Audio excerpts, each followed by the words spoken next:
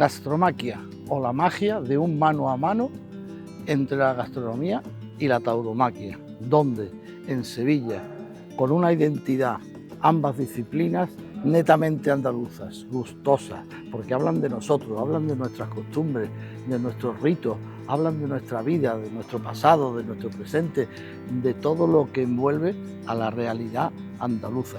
De eso vamos a hablar hoy en este coloquio que vamos a celebrar en la Maestranza de Sevilla.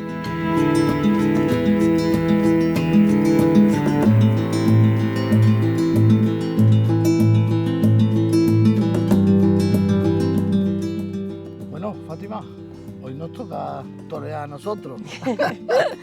La prueba que estamos pisando el albero. Aquí estamos. Bueno, a ti desde tu punto de vista tan serio, ¿no? Bueno. Como historiadora del arte, como profesora de la universidad, ¿qué te parece este encuentro, este coloquio y esta mezcla que vamos a hacer entre tauromaquia y gastronomía? ¿Cómo lo ves? Bueno, a mí me parece muy acertado, me parece divertido, me parece que puede tener un tirón de gente importante. Creo que también puede dar ideas a los restaurantes, ¿no? y a los bares para hacer un tipo de cocina que esté enfocada a lo que es el toro bravo, no solamente lo que es la cola de toro, sino otras muchas cosas que se pueden hacer. Claro. Y bueno, desde el punto de vista histórico es que realmente los toros se han comido siempre. Nos hemos comido el toro siempre. Siempre se ha comido el toro. Como es la frase esa, desde la cabeza hasta el rabo todo es toro, ¿no? Desde la cabeza hasta el rabo todo es toro. Y históricamente pues tiene una tradición no solamente en el mundo ibérico, sino también en el mundo oriental. O sea, a nosotros nos llega lo que es el toro, claro, con otra connotación distinta desde el punto de vista histórico, pero sí había sacrificios de toros, se purificaba a la gente con la sangre del toro y posteriormente se comía. Ajá. O sea, eso tradicionalmente se sabe de muchos pueblos que lo han hecho. ¿Y eso lo trasladamos nosotros a nuestras costumbres? Eso se ha asumido en España, de hecho, desde la época romana aquí se hacían sacrificios con toros. Vamos.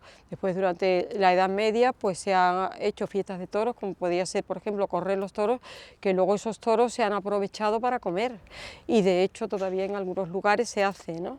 Entonces, a mí me parece muy interesante porque además es un mundo también un poco desconocido, en el sentido de que bueno, la gente se puede tomar la carne de la cola de toro, que está buenísima, pero a lo mejor no sabe que pueda tener otros aprovechamientos, ¿no? O sea, porque en el fondo y en la forma y en todo son dos disciplinas que se han arrejuntado, arrimado muy poco, ¿no? Y bueno, por eso lo llamábamos claro, dos disciplinas por hermanar, poníamos en el título del coloquio, ¿no? Claro, porque ha tenido una connotación distinta a lo que pueda tener ahora. O sea, ahora mismo la gente se puede tomar la carne de toro, pues bueno, en forma de cola de toro, que es lo que más popular es, ¿no? También ahora en algunos lugares te ponen croquetas de toro bravo, que te lo dicen así, vamos, o sea, no es esto croqueta de otra cosa, sino de toro bravo. Pero yo creo que sería interesante que se hiciera con el toro bravo algo parecido a lo que se ha hecho con el atún. Del atún ahora mismo se aprovecha todo, y todo es todo, hasta las costillas, que no sé dónde están, pero te dan costillas de atún. Sí. Entonces yo creo que quizás sería interesante que algún chef que se pueda interesar por el tema, o alguien relacionado con el mundo gastronómico, hoy vamos a contar con Mario Sandoval, claro, del restaurante Coque, que va a participar en el coloquio, que él sí que ha dado pasos en ese sentido, claro, él y su familia, que también son ganaderos, claro. Hay gente muy relacionada, vinculada al mundo del toro. Entonces, por ahí se están dando pasos, pero son muy lentos. Son muy lentos, porque de hecho, pues bueno, aquí las fiestas de toros de primavera duran prácticamente 15 días o quizás más. O sea, la temporada taurina prácticamente entre una cosa y otra dura casi el mes de abril y algo de mayo, ¿no? Entonces ahí sí sería interesante que durante todo ese tiempo pues los restaurantes, los bares se prodigaran en este tipo de tapas o tipo de comida o una caldereta o algo que pudiera también atraer al hacerlo, público. Sí, igual que se hace, como tú lo podías decir, la ruta del atún. Bueno, pues, Claro. pues durante fiestas se podría ir avanzando más en ese sentido, ¿no? De Bueno, popularizar más el consumo de esa claro, esa igual carne. que por ejemplo aquí, que ahora mismo hay muchísimo turismo, pues pasas por algunas calles del centro que son muy turísticas y da igual la hora que tú pases y todo el mundo está tomando una paella, por ejemplo, que es un plato que es valenciano, como todo el mundo sabe, pero sin embargo aquí pues se toma pues exactamente igual. A lo mejor podemos exportar Podemos hacer, algún tipo de guiso o de... ¿Y bueno, tú crees que te has dado el momento en el que estamos, siempre controvertido mundo de los toros, etcétera, la gastronomía y su unión no pueden ayudar también a revalorizar eso, a atraer más gente a este mundo? a este mundo? A este mundo. Bueno, yo pienso que cualquier cosa que se haga en favor de la tauromaquia es beneficioso, ¿no? O sea, a través de la gastronomía o de cualquier disciplina académica o cualquier otra función que tenga, ¿no? O sea, yo creo que ahora mismo habría que reivindicar eso, con las fiestas de toros, como algo genuinamente español que se está reivindicando, y de hecho, pues bueno, parece que la gente está tomando conciencia de eso. Y bueno, todo el historial de las fiestas de toros es muy de altibajo, ¿no?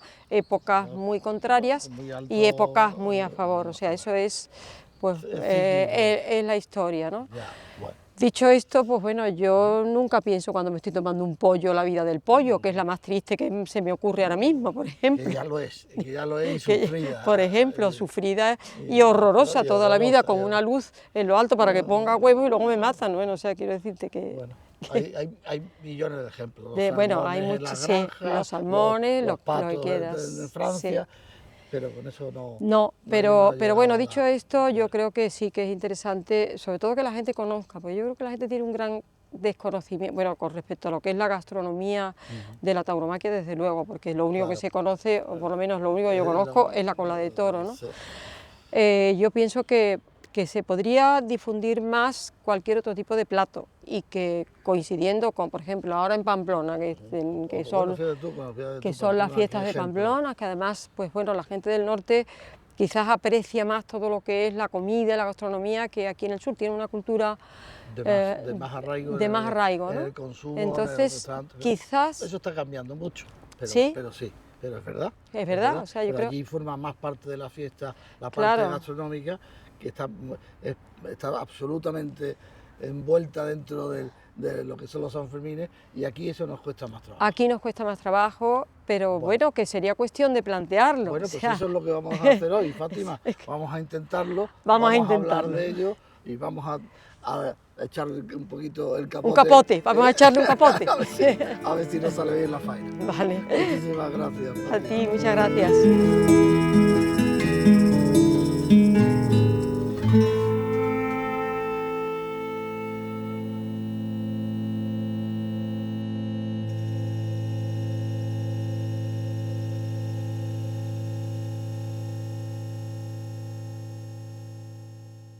Encantado de estar aquí intentando moderar de la mejor forma posible.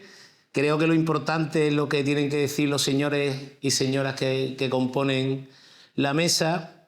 Agradecer, Fernando, que hayas contado conmigo. Creo que habría bastantes más toreros cualificados más que yo para moderar esta mesa, porque ahora mismo se me ha venido a la cabeza, cuando pensaba en José Luis García Palacio, la gran afición a la cocina que tenía Miguel Litri padre y su hijo Miguel, y me consta que más toreros.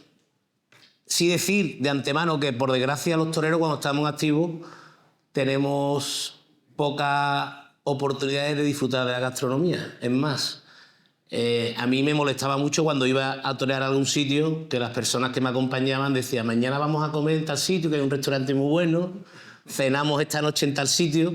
Claro, nosotros pensando en los dos toros que nos esperaban, lo único que nos esperaba era una tortilla francesa con un tomate aliñado al lado, y entonces no podíamos disfrutar de todo lo que oíamos, ¿no?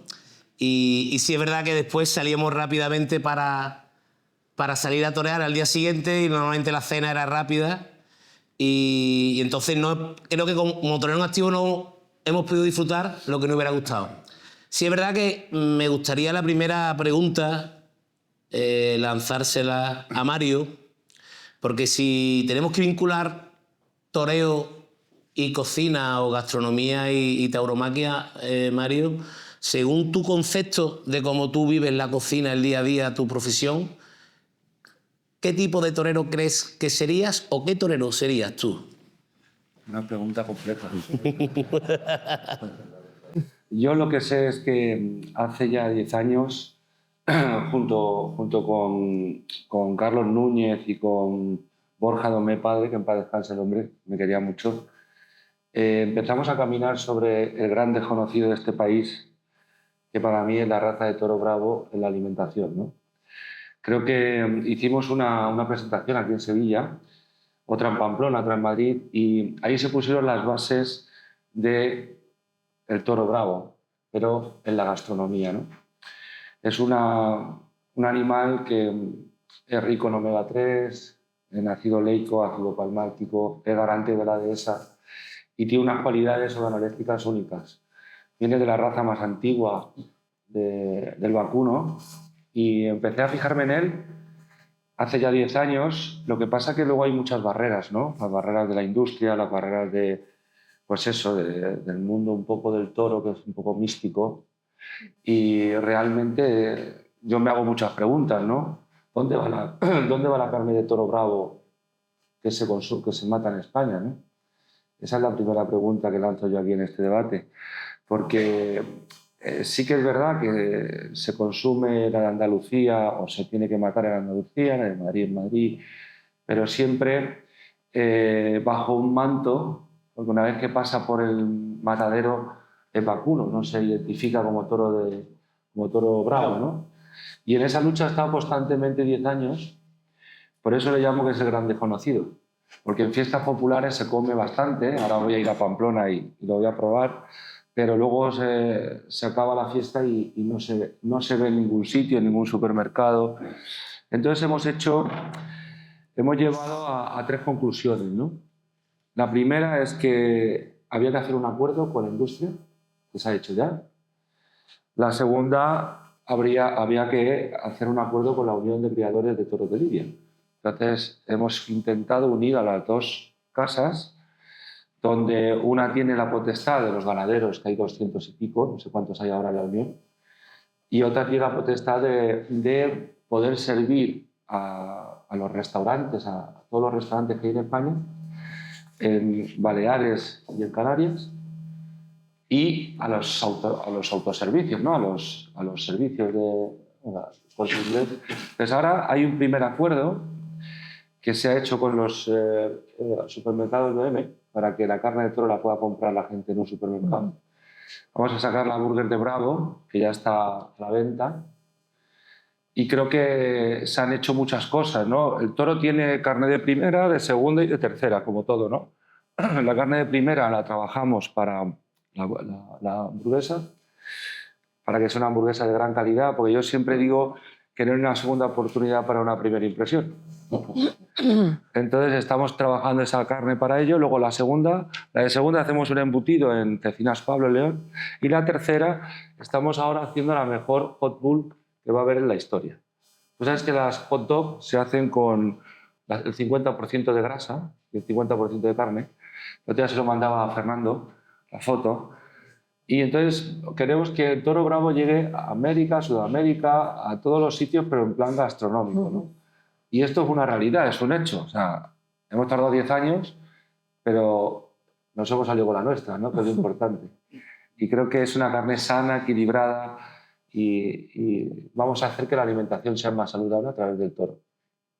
Me he ido muy lejos y no sé qué torero... Eso es lo que yo quiero que me digas. Pues yo te diría, no sé, Sebastián Castella, que es de Sevilla. No, soy un gran seguidor de Sebastián. Soy morantista, pero soy un gran seguidor de Sebastián. Fátima, la importancia de la gastronomía en la historia del toreo. Bueno, en la historia del toreo no sé si ha tenido tanta importancia. Lo que sí es verdad es que el toro siempre se ha comido. O sea, el toro desde las culturas antiguas se sacrificaba, la sangre del toro servía para purificarse y finalmente esa carne se comía. Bueno, eso hay muchísimos estudios, sobre todo antropólogos alemanes y luego historiadores españoles, que eso te lo explican perfectamente y que, bueno, no es el caso ahora que yo os lo explique. Pero sí es cierto que en España, por ejemplo, para centrarnos aquí, la carne de toro se ha comido después de las fiestas de toros, es decir, sobre todo lo que son fiestas populares, no tanto la corrida de toros como lo que son las fiestas populares. De hecho, todavía al día de hoy, en algunos pueblos de Jaén, sobre todo en la Sierra de Segura, concretamente en Beas de Segura, se sigue haciendo una fiesta de toros que coincide con la festividad de San Marcos, que bueno, que la han trasladado porque prefieren que se haga en agosto para que haya más gente del pueblo. Coincidía con abril, con Sevilla. Que se corren los toros y posteriormente el toro se sacrifica y la gente del pueblo se lo come.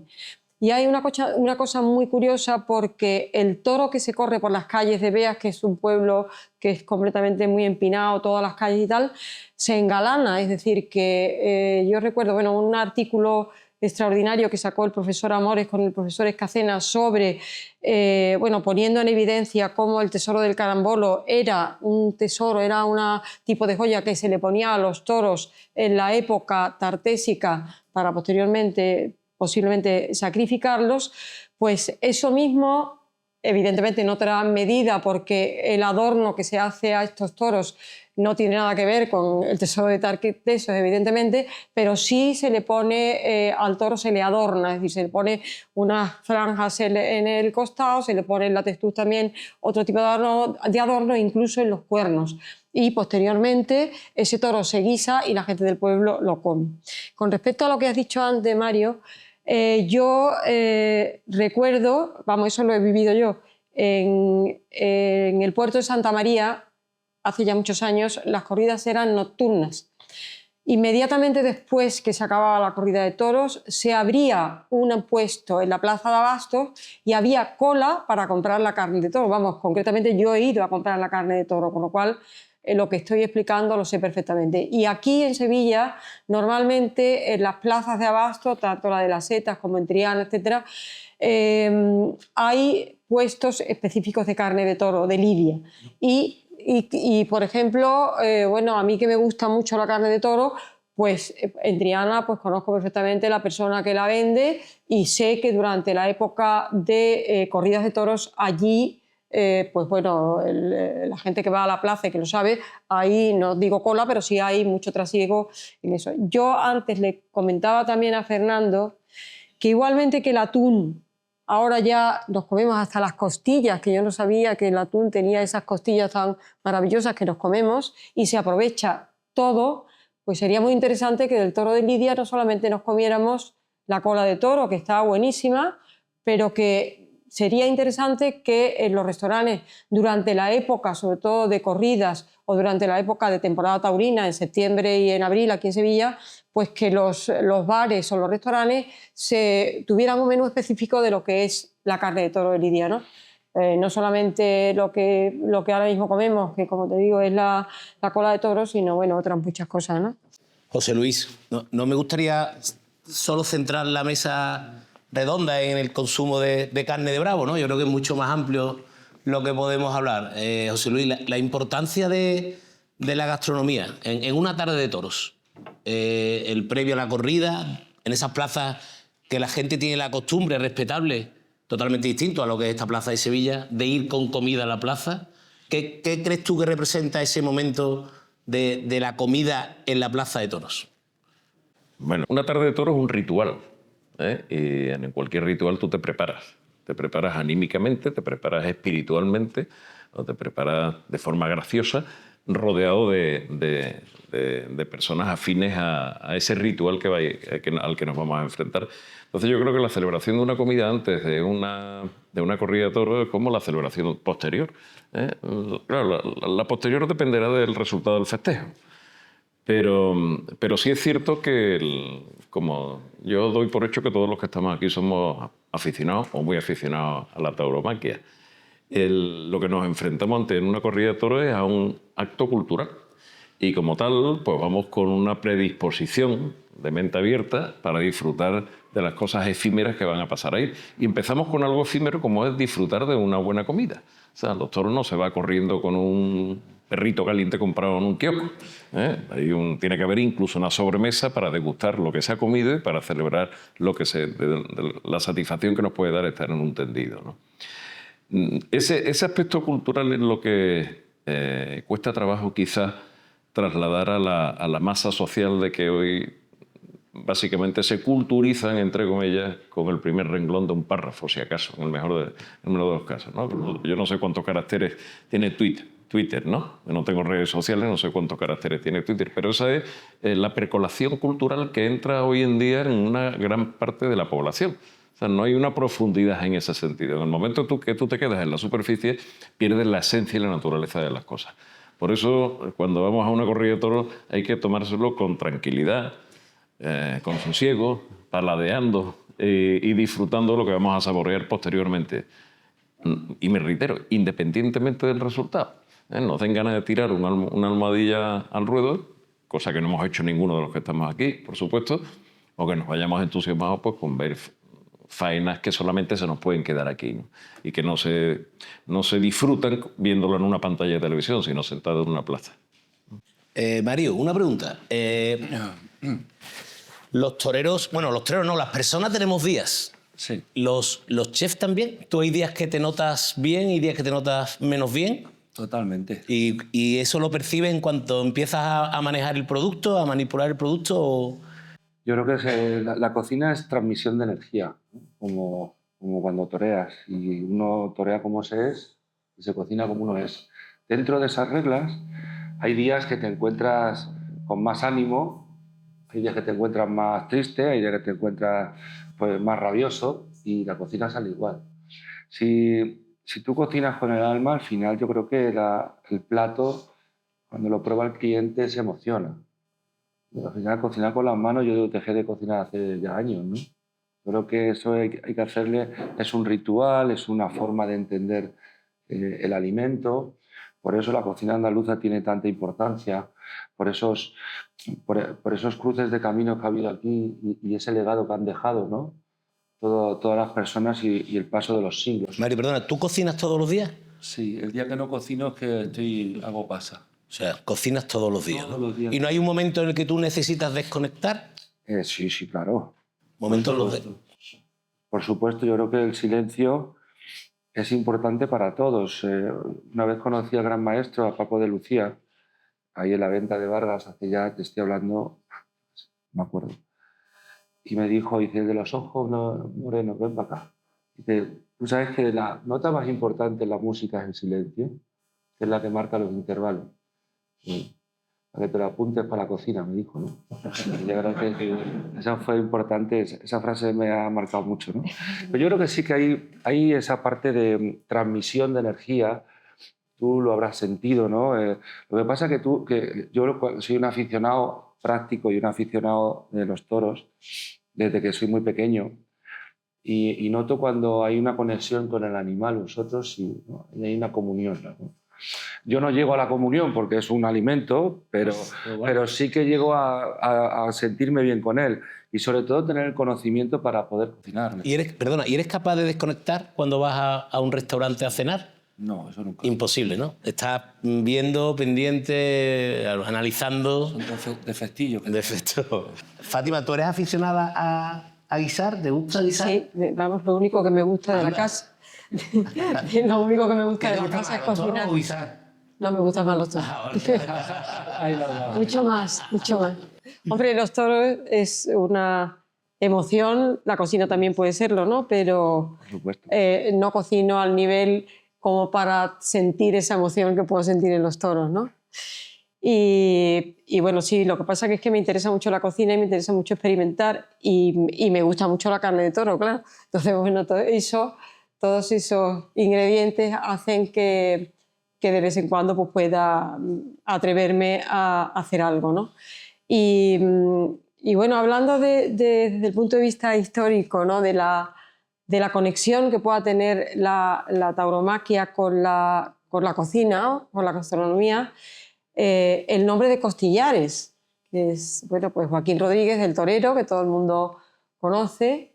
Costillares se llama Costillares, bueno, es un apodo que tenía ya su padre, porque la tradición, se sabe que aquí en Sevilla el matadero, que estaba pues, bueno, allí cerca de San Bernardo, en el matadero las autoridades, que dependía del cabildo, las autoridades a los toreros que ya se retiraban, a los toreros que ya no podían torear por cualquier motivo, pues les daba lo que se llamaba una mesa que dentro del matadero se le ponía a ese torero para que pudiera vender, pues bueno, cualquier parte del toro de lidia que se hubiera lidiado.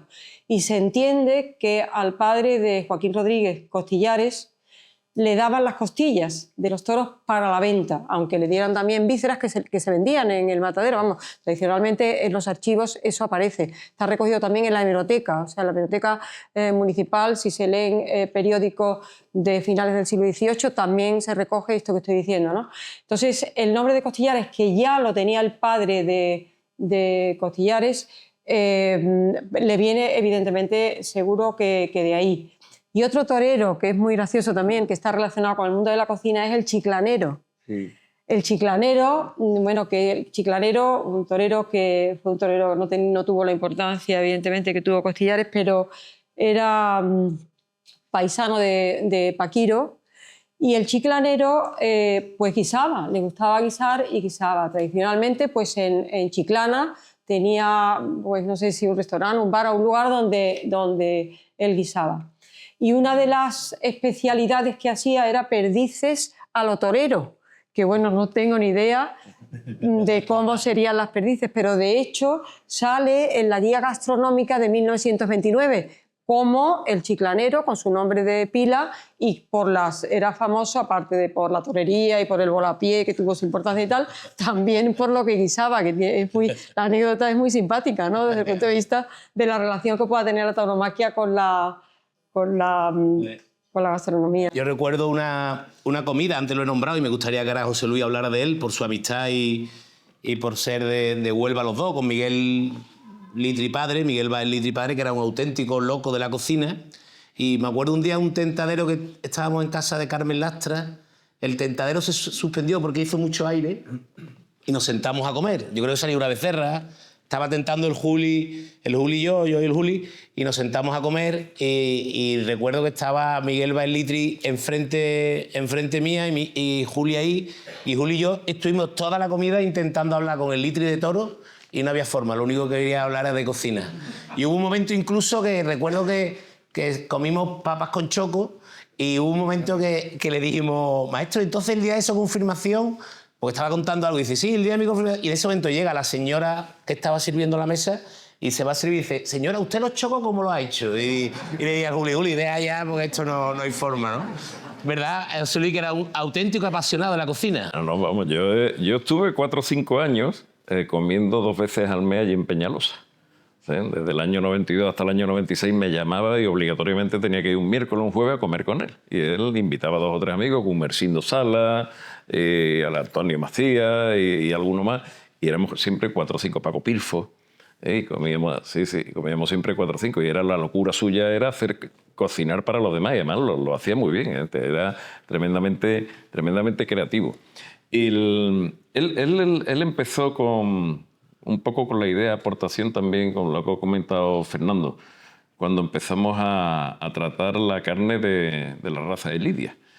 Y a mí me encanta, además te felicito que después, porque nosotros lo intentamos durante muchos años a ver si la unión hacía un poquito de fuerza para el aprovechamiento cárnico de la raza de Lidia, porque es una carne excepcional. O sea, lo de Wagyu, eso es como el chopepó al lado del jamón ibérico de aquello.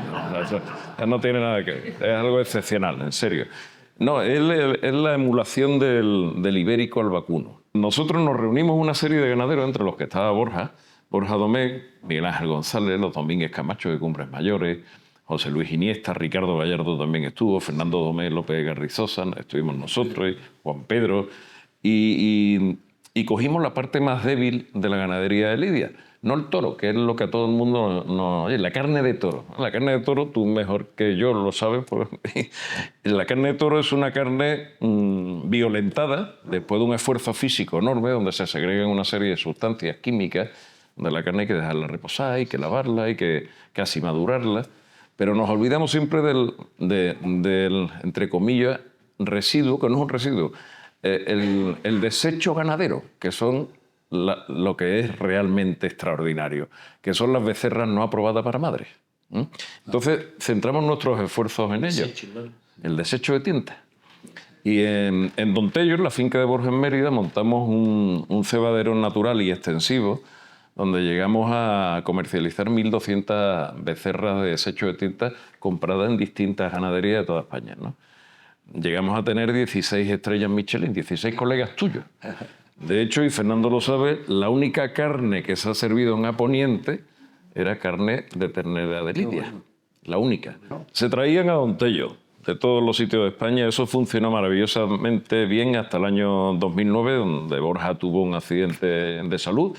Y a raíz de ahí, pues el gerente de la sociedad del hombre metió la pata, no lo pudo hacer bien y tuvimos que liquidar la sociedad y demás. Traíamos las heralas una vez desechadas, las traíamos, las curábamos y comenzaba un proceso de cebo dirigido por un veterinario nutrólogo, con un mínimo de 2 meses de cebo, un máximo de 3.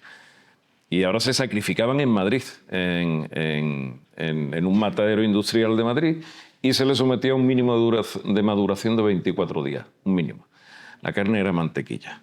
Yo recuerdo Carmen Ruscadella dice, yo no he probado nada igual. Y José Carlos Capel, crítico gastronómico relevante y yo creo una eminencia, ¿no? Él llegó a titular en El País una crítica gastronómica de que había probado en Casa de Sacha, en Madrid, la ternera de Dehesa, ¿no? Que era como se comercializaba. Y lo tituló como el ibérico del vacuno.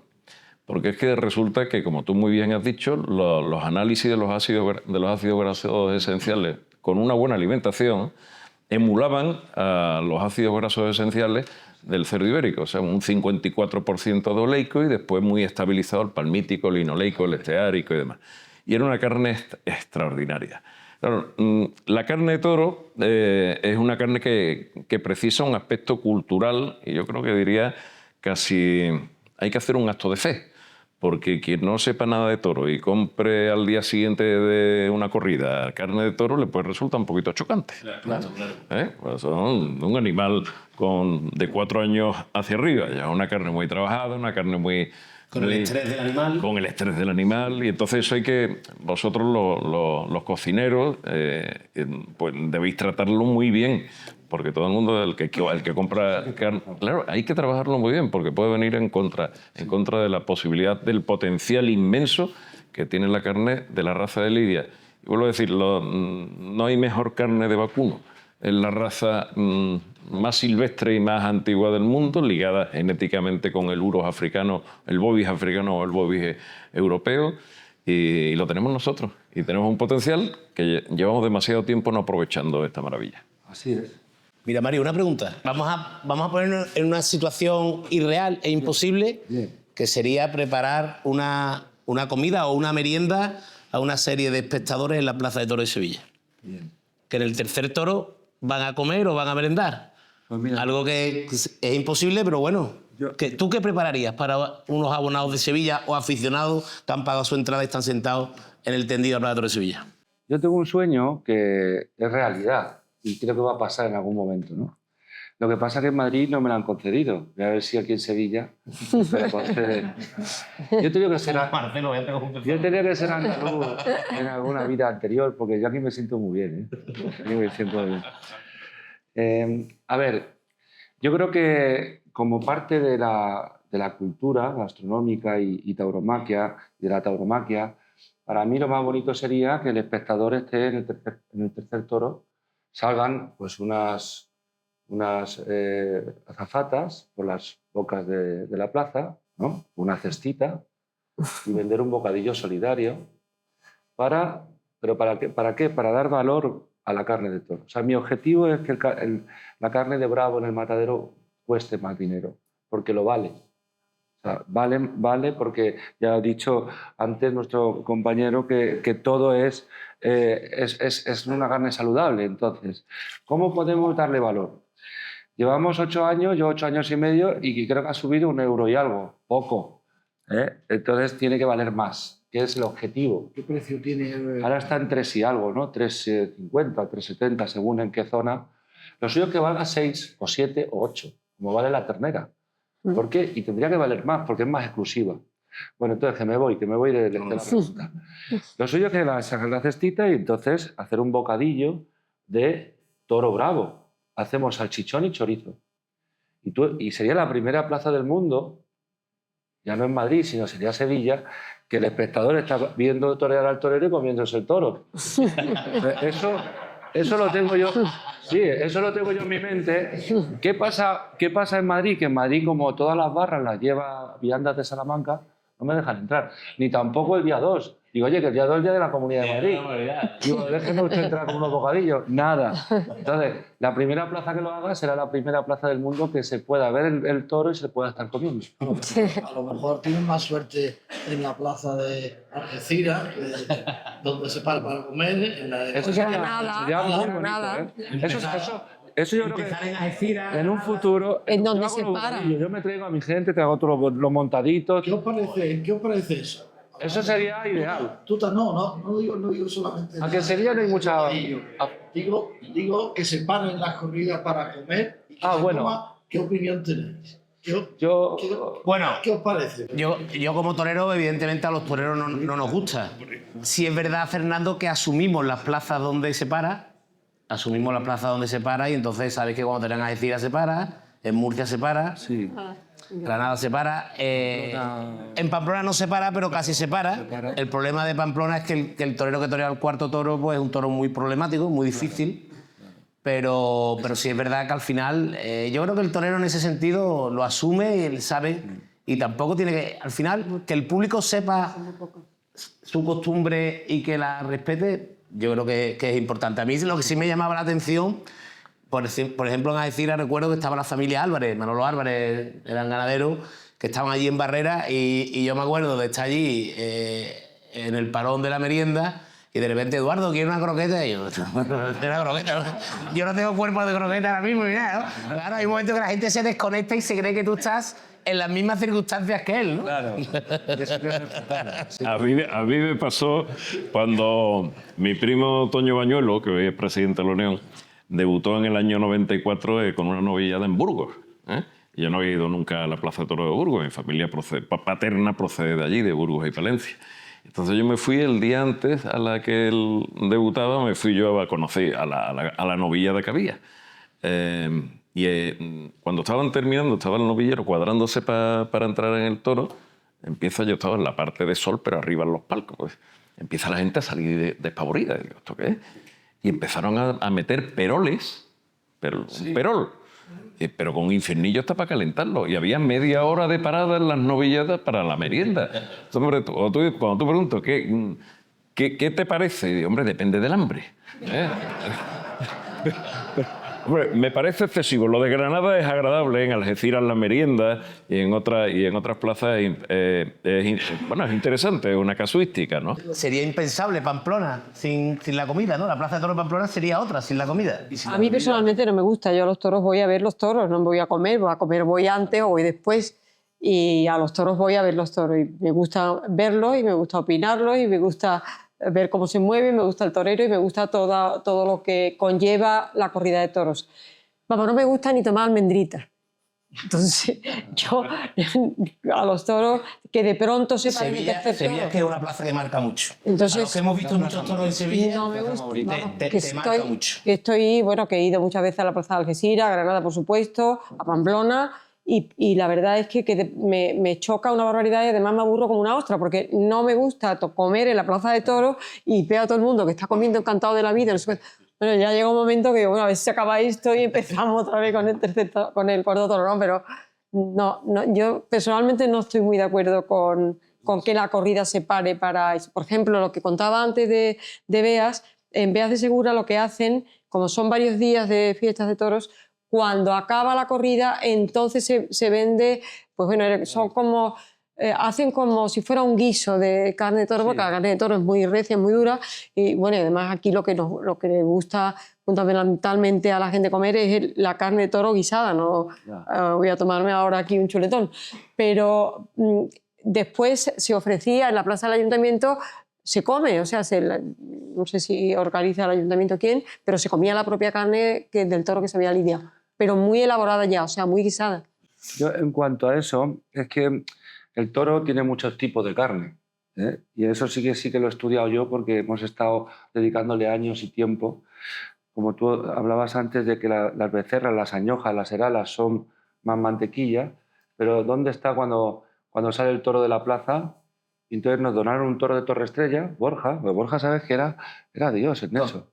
O sea, Borja Domé me llamaba todas las semanas cómo va la carne, cómo ha salido el experimento. Estaba siempre empujando para que el valor del toro... Borja Domé. Para que el valor del toro tuviera más en el campo, la carne. Porque él incluso tuvimos conversaciones de decir, oye, los ganaderos alquilamos la bravura al empresario y la carne no la quedamos los ganaderos. Porque era la jugada, ¿no? Que suba la carne de toro y se pueda llevar el dinero al campo que es donde se necesita. Entonces, nosotros llegamos a hacer altas presiones con el toro, ¿no? Altas presiones, porque creíamos que necesitaba eso, pero no es así. O sea, el toro, como bien has hablado antes, necesita unos días de maduración. Un toro de 5 años toreado en una plaza de primera. ¿Qué pasa? Que hay una serie de alteraciones, pero esas alteraciones como una liebre cuando la corre un galgo o un animal en el campo, eso lo que hace es madurar las fibras. Entonces, la carne de primera siempre es mantequilla, en el toro de 5 años, en el de 6, en la vaca vieja y en la vaca joven. Y el lomo es igual. Entonces nosotros empezamos a madurar chuletones de toro con diferentes días de maduración. Nosotros hemos hecho un trabajo, que el que lo quiera ver, ahí está en el CSIC, en la calle Serrano, y hemos propuesto a empresas que lo hicieran. Pero claro, como dice, aquí hay que echar gasolina a la moto, porque si no echa gasolina, la moto no funciona, ¿no? Entonces, la carne de segunda tiene que ser guisada, por supuesto. La carne de tercera pues tiene que ir a embutido o a algún lado, porque eso ya, todo lo que es el brazuelo y todo eso, imagínate cómo está de duro, ¿no? Entonces, igual que tú tratas una lubina salvaje de una forma y una lubina de Aquanaria, que es una gran empresa que está aquí en Andalucía, de otra, porque está en los esteros, pues el toro bravo es lo mismo. Lo que hace falta es el conocimiento para darle valor a esa carne. Y tenemos que empezar los españoles en darle valor, porque yo creo que si nosotros le ponemos de moda, luego querrán otros comerla. Y esa es mi lucha de toda mi vida, ¿no? Toda mi vida está luchando con ello. Y llegar a que el cliente sepa en la carne de qué toro se lo está comiendo, ¿eso sería interesante? Sería el encaste, eso sería la leche, y además que sabe diferente. Porque no es lo mismo Santa Coloma que Morube, que tal, o sea, no. Eso sería ya la leche, pero eso ya es llegar a la cima de la montaña. No, pero hay que dar un largo recorrido, pero creo que la tauromaquia está ligada a la gastronomía, pues son hermanas, por ya que sí, que son dos culturas por hermanar. Yo creo que son muy hermanas, porque el ritual que habéis hablado antes de ir a los toros y el prepararse, no el tuyo, sino el nuestro. Sí, claro. No, ya lo mismo así. Entonces creo que eso es bonito, rodearla. Pues este año he venido con mi hijo un día a los toros y vivir todo ese momento de los bares, de la Plaza de Cuba, ¿no? Es precioso. Y venir a la plaza más bonita del mundo, ¿no? Que también la tenía que conocer. ¿Qué edad tiene tu hijo? Tiene 10 añitos. Tiene 10. Sí. A mí, ese ritual del que habla, el pre y el post, que yo creo que son diferentes, no sé si lo han dicho José Luis, una cosa es ir a comer antes, después ya depende, como tú has dicho, del éxito de la fiesta de ese día. Pero no solamente eso, ¿no? Lo de después es como ir a tomarse algo, ir a charlar sobre la corrida, Claro. Ir aquí al Hotel Colón o al Alfonso, que son los que yo en mi época frecuentado más, a tomar una charla, pero no es una cena como tal, la comida es previa, ¿no? Son dos rituales diferentes, el pre y el post, completamente distintos a la hora de celebrarlo gastronómicamente, me refiero. Totalmente. De la parte gastronómica de de la tauromaquia, de la astronomía que estamos hablando. Y a mí eso siempre me ha generado curiosidad. ¿Por qué? Porque nadie se sienta a cenar después de una buena corrida de toros. Muy poca gente, creo yo. Sí, hay menos... Es que en Sevilla, estando la feria, Claro. pues te obliga un poco a la feria. José Luis, una pregunta. El día que lidias, comerás poco también, ¿no? No, yo ya no me encargo de la ganadería desde hace ya 14 años, por lo cual el día que lidiamos me siento estupendamente bien. La comida regula con nervios. Bueno, todos lo habéis sabido, aquí también los hay, que siempre son muchos nervios, pero bueno, yo creo que es la culminación de un trabajo impro, ¿no? Porque el ser ganadero de lidia yo creo que es una de las actividades más difíciles del mundo, ¿no? Podría decir que es una de las actividades en las que alguien pone un principio máximo en su vida. Cada uno se arruina como le da la gana, con perdón de la expresión. Y es pura ficción, ¿no? Es pura ficción, ¿no? Y lo que pasa es que nos falta mucha capacidad didáctica, sobre todo no al mundo taurino, sino a los ganaderos. Mucha capacidad didáctica para trasladar a la gran sociedad, no a los aficionados porque eso lo conocemos todos, pero a la gran sociedad lo que significa una ganadería de lidia o la ganadería de lidia, ¿no? Y en el entorno donde se desarrolla, el ecosistema que mantiene, el potencial genético que tiene. Eso, yo sé que la Unión lleva intentándolo muchos años, por las razones que sean, no se termina. Yo creo que se van esbozando uniones de estudio. Yo creo que Fátima aquí representa perfectamente a través de la Fundación y otras instituciones, como la propia Real Maestranza de Caballería, que se esfuerzan o nos esforzamos mucho todos en poner en valor esas partes secundarias o terciarias que tiene la ganadería de lidia. Porque el torero, y con todo mi respeto a los matadores, el torero y todo lo demás son consecuencias de la cría del toro. O sea, la base es el toro y dentro del ecosistema, que es algo único en el planeta Tierra. Porque aquí cuando hablamos de dehesas, parece que estamos hablando de una cosa que está repartida por ahí, por el mundo. Y, son casi 500.000 de hectáreas las que se ocupan con ganadería de lidia en la península ibérica, en España y Portugal. Porque en Francia está en la Camarga, que eso son zonas de marisma, y en Sudamérica o en Iberoamérica, pues en otros sitios distintos. Bueno, pues la dehesa, en la dehesa tal y como la entendemos, y como viene a lo mejor desde la época de los estudios romanos, antes de Cristo, pues la dehesa es un compendio de bondades de la naturaleza que se da en una franja muy concreta, que es en el arco mediterráneo. Lo que pasa es que, claro, ni en Turquía, ni en Grecia, ni en Italia han tenido las costumbres que ha tenido la península ibérica, ni se han dado los mismos animales silvestres que posteriormente se han domesticado, como el ibérico o el de Lidia, ¿no? Que han tenido pues en las zonas de marisma del Valle del Guadalquivir y posteriormente han colonizado las dehesas de Sierra Morena, pues han tenido un entorno y un ecosistema ideal para la cría. Y esa conjunción, que se ha escrito muchísimo, se han editado muchísimos libros, nos la quedamos nosotros. Digo que nos la quedamos nosotros porque tenemos que hacer un esfuerzo descomunal para que llegue a la sociedad. Lo que pasa es que la sociedad vive con más prejuicio que con visiones de futuro, ¿no? Con menos ganas de alimentar la mente y el alma que la ideología, ¿no? Y eso pues nos cuesta un poquito más de trabajo, pero se alcanzará. Mario, una pregunta. Los toreros muchas veces, a lo mejor toreas un toro a puerta cerrada en una finca, Sí. o toreas una vaca y tú dices, este era un toro para verlo toreado en Sevilla. Total. O una vaca para verla llevada a un toro para verla torear en una plaza importante. ¿Te puede pasar eso a ti también? Que de repente un día hagas un guiso con los amigos o para ti, para tu familia, y de repente tú digas, lo he bordado. Me ha pasado, pero creo que ahí hay más condiciones, ¿no? Porque las condiciones de...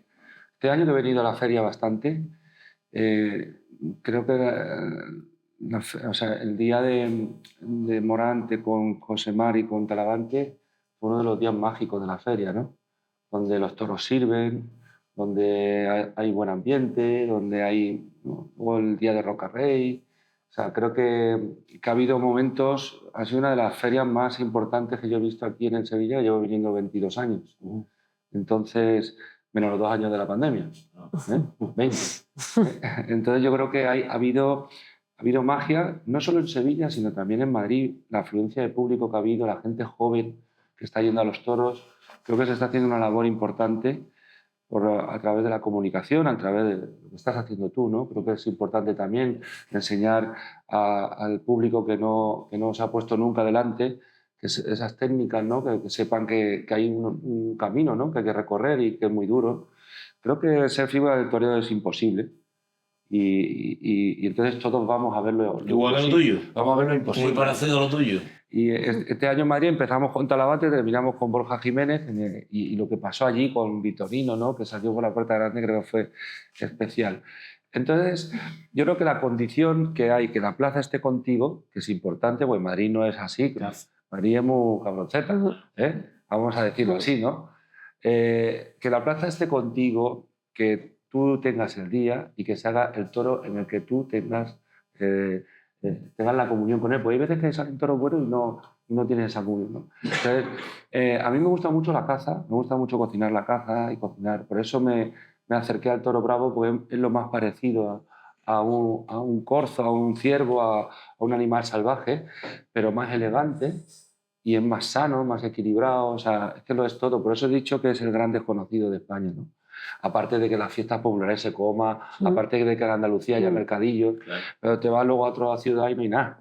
Y te vas a otra y lo que queremos es que sea una carne plural, que la gente la pueda comprar. Que conozcas. Sí, sí. Entonces, la burger de Bravo la vais a tener ya aquí en Sevilla en los bares, ¿eh?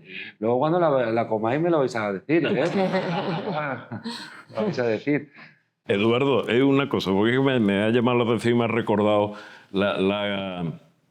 el paralelismo que puede existir entre la forma de cocinar y la tauromaquia, ¿eh? Yo recuerdo una frase de José María Grande Cobián, famoso nutrólogo, médico, filósofo de todo, que se puede hacer de forma paralela a la forma de entender incluso la tauromaquia en España. José María Grande Cobián decía que la mejor definición de España era por su forma de cocinar. En el norte se guisa, en el centro se hace y en el sur se fríe. Todo está... Sí. Y todo eso está condicionado por la climatología. Pues en el toro puede ocurrir algo por el estilo. No lo mismo la plaza de Bilbao que la plaza del Puerto. Ni la de San Sebastián que la de Almería o la Maestranza. Ni la de Valladolid, con todo mi respeto. Ni las ventas. Aunque sea la catedral del toreo, pues, llega a ser hasta desagradable en algún momento ir a las ventas a los toros, ¿no? Claro. Y eso tiene mucha componente también con la forma de vivir en el terreno que te toca vivir, ¿no? Y se traduce en la comida y se traduce también en los divertimentos culturales, como puede ser la expresión de la tauromaquia. Totalmente. Que se me ha venido a la cabeza, ¿eh? No, pues, a mí me gustaría que también rajáramos un poquito en las cuestiones pues, más puntiagudas, es decir, la figura, por ejemplo, la figura del chef y la figura del torero, el torero estrella o del chef estrella. Encontráis paralelismo entre uno y otro, cómo sois, cómo lo tomáis. Hay ahí un punto de orgullo, de narcisismo y de revalorización y de vanagloria por parte de los que estáis en esos puntos. Bueno, yo creo que no se puede comparar a nadie con un torero. Eso por empezar. Porque creo que el torero vive en una vida distinta, porque se juega la vida siendo rico o pobre, ¿no? Antes eran pobres, pero ahora son ricos. Entonces creo que un torero siempre está contigo y a lo mejor está cenando con él o charlando y a las 24 horas está jugando la vida. Yo creo que eso es muy respetable. Y por eso la tauromaquia es lo que es, ¿no? Y por eso el ritual de la tauromaquia es lo que es. Pero sí que es verdad que hay mucha sintonía, ¿no? En la búsqueda de la excelencia, la pasión, el trabajo, el dejarte la piel en todo lo que haces, en el trabajo, en las horas, en la búsqueda del otro horizonte. Ahí sí que hay mucha... Perdona, energía, ¿no? está diciendo una cosa muy importante, ¿no?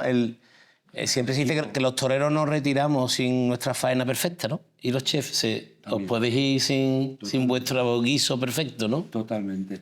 Creo que Nunca se alcanza, ¿no? Esa un momento de... Lo mejor está por llevar, siempre lo digo, ¿no? Que lo mejor está por llegar. No sé lo que va a llegar, pero seguro que llegará algo bueno, ¿no? Entonces, yo creo que sí que hay una parte de nosotros que somos personas, pues eso, exigentes, buscando respuestas siempre, ¿no? Somos como muy personas que buscan cosas que otros no buscan. Pero sí que es verdad que la vida de un torero, que yo la he vivido al lado de mi hermano, que fue matador de toros, es difícil. Y actual apoderado. Actuar apoderado y ganadero. Bueno, y tenéis también una cuadrilla. Sí, claro, por supuesto. Porque el torero tiene la cuadrilla, el chef tiene... Sin equipo no vas a ningún sitio. Un equipo. Nunca. Nunca, ¿no? Y tú imagínate la cuadrilla de un torero que te puede salvar la vida en un momento dado, ¿no? Pero sí que es verdad que nosotros, mi cuadrilla es más grande, porque somos 100 y pico, pero cuando viene el IRPF y el IVA... Cuadrilla, un regimiento. Cuando viene el IRPF y el IVA, no veas tú, si prefiero yo una cuadrilla más chica, ¿no? Pero sí que es verdad que hay una parte, ¿no? Que, como tú decías, Fernando, que sí que hay de exigencia y de ver la vida con otra lupa, ¿no? Como decía Juncal, ¿no? ¿Para qué existen los pintores? Para pintar a los toreros, ¿no? ¿Para qué existen los cantantes? Para cantar a los toreros. Es una de las series que me he visto varias veces, ¿no? ¿Por qué? Sí, es bonita. Y a mí me inspira mucho la tauromaquia por el colorido. O sea, el torero es el femenino y el toro es el masculino, ¿no? No se pone en media, se pone en su castañeta. O sea, es una danza cuando hay alguna faena importante. Yo a mi hermano siempre le he oído que prefería ¿cómo era? Una de esas tremendistas a un éxito a medias, ¿no? Entonces, yo creo que hay una parte que me vincula mucho a la tauromaquia porque la he vivido en casa, ¿no? Y vivía mi madre el sufrimiento, ¿no? Que había en casa cuando salía a torear a Madrid o a Sevilla, que ha venido a Pamplona. Entonces lo he sufrido, pero también lo he vivido y creo que esa cultura es muy bonita que nunca nos pueden quitar, ¿no? Una cultura que es nuestra. ¿Y creéis que hay tipologías tanto de toreros como de... ¿Se puede hacer similitudes de tipología de toreros y de cocineros? Es decir, existe el cocinero artista, el torero artista, el torero de brega o el cocinero que se apaña. Yo creo que sí, ¿no? En eso sí. Claro. Comentarnos un poquito de esta cuestión. Por supuesto, ¿no? Claro. ¿Tú qué opinas? No, hombre, pero no... Yo creo que en todas las expresiones. En todas. Todas las expresiones que se basen en un conocimiento, en una pasión y que vengan de una afición, ¿no? Porque tú antes de ser profesional fuiste aficionado a la cocina. Total. Y antes todos los profesionales en cualquier actividad han sido aficionados a una actividad concreta, ¿no? Una actividad, vamos a quitar la parte material. Una actividad que conlleve algo de sabiduría y algo de arte, evidentemente. La cocina se ha convertido en un templo de arte. Y la tauromaquia es arte pura y dura, basada en la cultura, ¿no?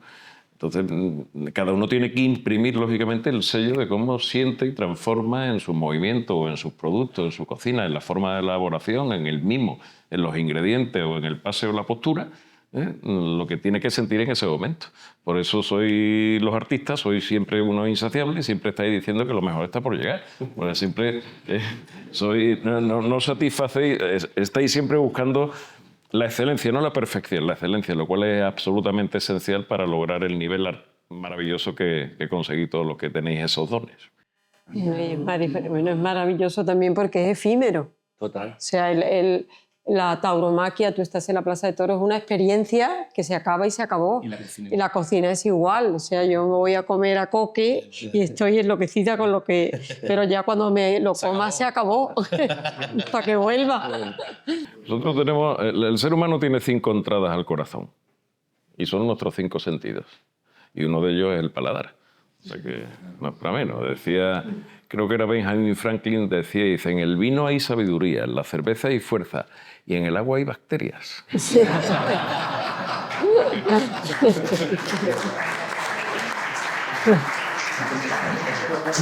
Por eso quizá a Martín tiene por el nombre de torero. Chaquito, bombita, Miura. También hay una conexión indudable entre ambas almas. No, yo quería, aprovechando que está Mario, que es un lujo, ¿no? Que haya bueno, ¿no? Pero Mario, que ha venido de Madrid, creo que es una oportunidad de poderle poner en suerte esta cuestión. Yo creo que lo primero que me ha surgido es que creo que hay una diferencia y hay una barrera muy gorda en el adjetivo. Porque la carne de lidia, sí, que es la que se ha conocido, y la que maltratada, mal cocinada, ha creado una barrera mental en la sociedad. Total. ¿Vale? Ha impedido muchas iniciativas como la que estaba contando José Luis. Sí, señor. La carne de bravo y la carne de lidia son dos adjetivos, pero que son un muro. Sí, Por aquello que habéis contado, ¿no? Y sobre todo la carne de lidia tiene el potencial que tiene, número de corridas dividido por número de kilos o multiplicado por número de kilos, claro. Mientras que la carne de bravo, con la extensa cámara que tenemos y el desecho que hay, es mucho. Eso creo que es importante, ¿no? Pero lo segundo que quería que nos compartiera Mario, que yo creo que también hay un problema en que no se afronta la gastronomía de la carne de lidia con la libertad que afrontáis cocinar cualquier otra carne. O sea, yo, una babilla, yo he visto en casa de mi suegra una babilla de vaca hecha a los beef. Que eso es la y leche. Lo siento mucho, pero que venga aquí cualquier chef igual, a decirme que eso no es gloria bendita. Es decir, creo que también no se afronta la cocina o la gastronomía, no sé, tú lo habrás probado todo, ¿no? Pero no sé si crees que hay algo también, ¿no? Que en las casas no se cocina libremente lo que es la carne de toro. Totalmente. Estoy contigo en las dos cosas, pero yo creo que hay que defender la carne de bravo. La burger va a salir de bravo, que es la raza. O sea, lidiar o sin lidiar. Eso por ahora no se va a saber. Porque si lo ligamos a la tauromaquia, lo ligamos a... Pues hay detractores que hay que respetar, igual que nos tiene que respetar a nosotros. Pero creo que hablar del bravo en el campo, en la dehesa, hablar de lo que es el animal, lo que es para España, que es un símbolo, lo que es para el campo, para la dehesa, para los agricultores, los ganaderos y sobre todo en la parte de Andalucía, que hay más, ¿no? Entonces yo creo que si hablamos de bravo, ahí te quitas esa barrera de decir, oye, carne de lidia o no lidiada. Creo que eso no tiene que saber la gente si está lidiada o no.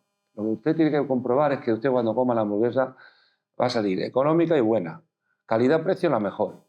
Y eso es lo que vamos a defender ahora. ¿Y esa marca cuál va a ser, perdona Mario? Burger de Bravo. Burger de Bravo. Burger de Bravo. Sí. Burger de Bravo. De Bravo. Burger de Bravo. Una marca que se ha creado con la unión de criadores y con norteños, con la empresa norteña.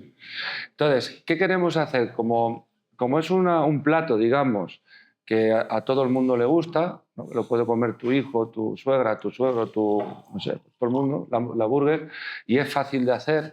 Está compuesta con el 80% de carne brava, pero de carne de primera.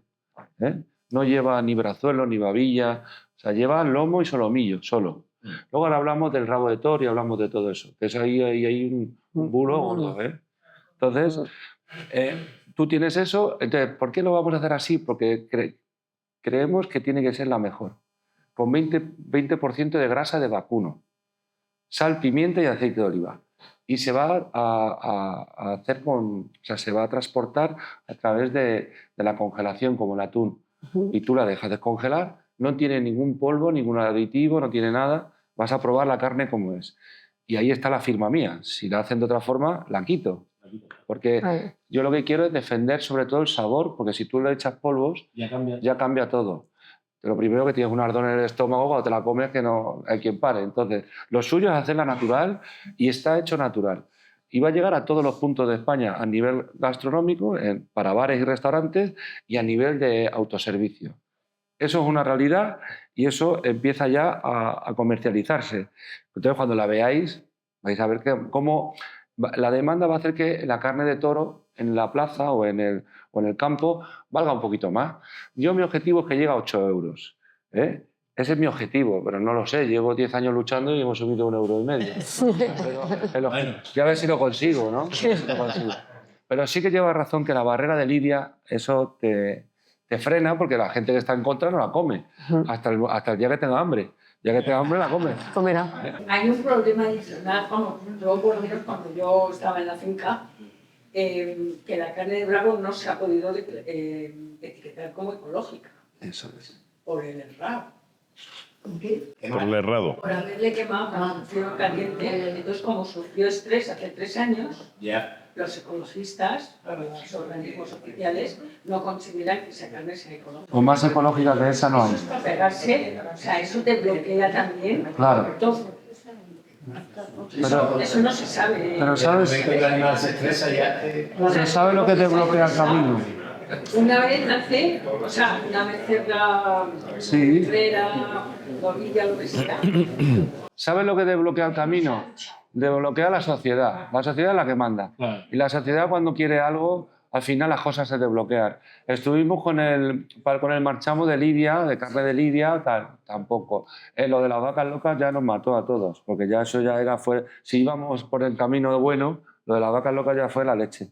Entonces, yo creo que han cambiado los tiempos, hay más información. Si no es un toro bravo ecológico, que venga, o sea, apaga y vámonos.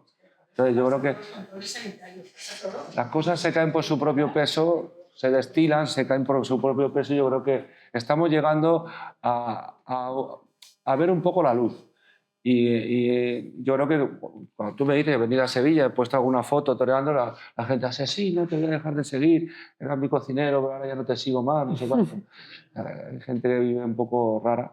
Pero yo creo que cada uno tenemos nuestra cultura y nuestra forma de ser, ¿no? Yo voy a seguir defendiéndola y voy a estar ahí. El que me quiera, aquí estoy.